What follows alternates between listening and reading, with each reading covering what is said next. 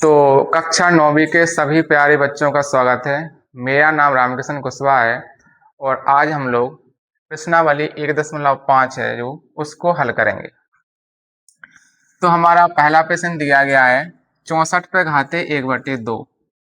तो हम वही लिख लेते हैं हल।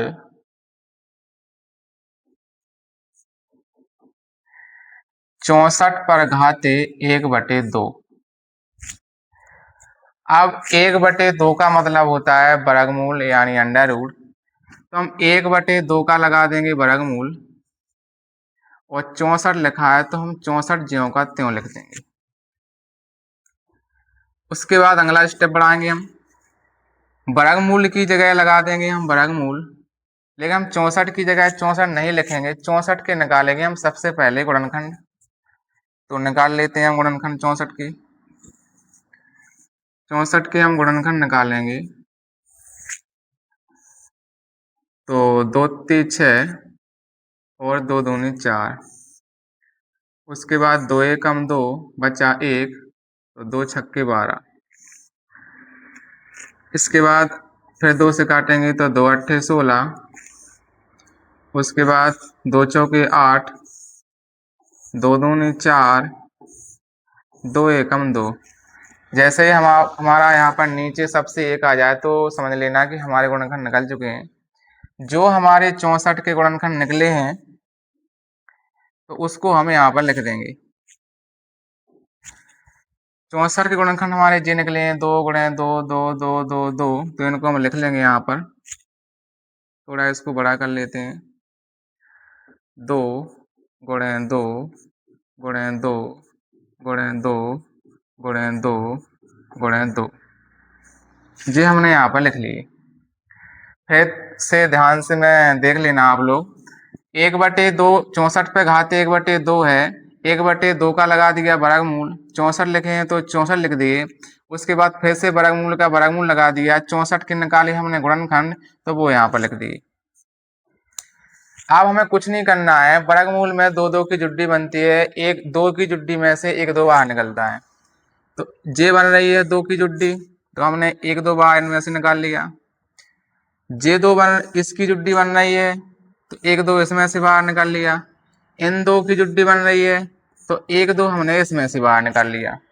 अब कुछ नहीं करना है, सिर्फ छोटा सा काम है, गुणा कर देना है। 2 दूनी 4, 4 दूनी 8। ये हमारा आंसर आ गया। आपने यदि कक्षा 8 की मैथ थोड़ी सी मेहनत से पढ़ी होगी तो कक्षा 9 की मैथ बिल्कुल ही सरल है। अगला क्वेश्चन करते हैं। अगला सवाल दिया गया है 32 पे घाते 1/5। 32 पे घाते 1/5, तो इस पर लिखेंगे हम हल। इसको भी सोल्व करते हैं। जो दिया गया वो लिख लेते हैं हम सबसे पहले। 32 पर घाते 1/5। ध्यान देना 1/2 को जिस प्रकार हम वर्गमूल बोलते हैं तो 1/5 जो घात 1/5 है उसको हम पंचमूल बोलते हैं।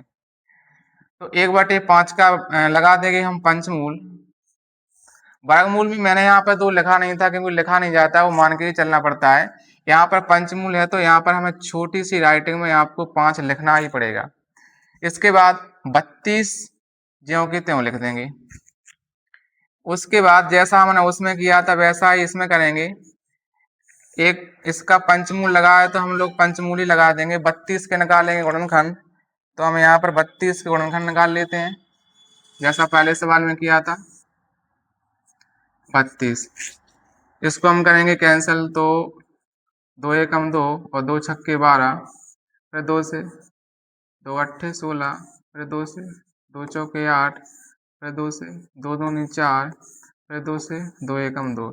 यहाँ पर एक आ गया, गुणनखंड हो गए हमारे। तो 32 के गुणनखंड हमारे क्या निकले 2 2 2 2 2। उनको हम यहाँ पर लिख लें। कितनी बार 2 है 5 बार। तो यहाँ पर हम लिख लेते हैं 2 गुणे 2 गुणे 2 गुणे 2 गुणे 2। 2 दूनी 4, 4 दूनी 8, 8 दूनी 16, 16 दूनी 32। अब हम पंचमूल में 5 की जुड्डी में से 1 2 बाहर आएगा तो जे बन रही है हमारी 5 की जुड्डी। इस जुड्डी में से 1 2 हमारा बाहर आ जाएगा और ये अपना आंसर आ गया।